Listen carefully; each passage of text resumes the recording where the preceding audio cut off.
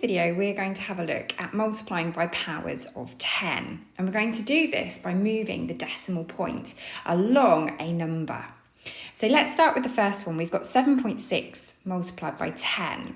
Now to multiply a number by 10, we need to move the decimal place 1 to the right. So if we've got the number 7.6, I'm going to move the decimal place 1 to the right.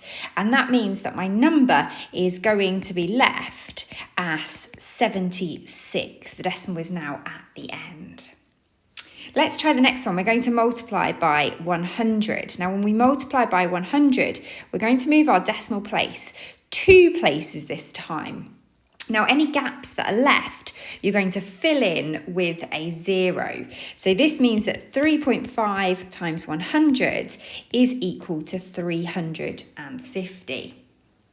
Next, we're going to multiply by 1,000. And when we multiply by 1,000, we're going to move the decimal place 3 spaces. So we've got 2 gaps this time that we're going to fill with our zeros. So this means that 5.7 times 1,000 is equal to 5,700. Now it's a bit more difficult when we've got values of 10 that are less than 1. So for example, if we're multiplying by 0.1. Now, when we multiply by 0.1, this is actually the same as dividing by 10. So 4.5 times 0.1 is actually the same as 4.5 divided by 10. So what I need to do this time is I'm going to move my decimal place, but I'm actually going to move it back 1 place. So my decimal is going to move back. So this is going to give me an answer of 0.45.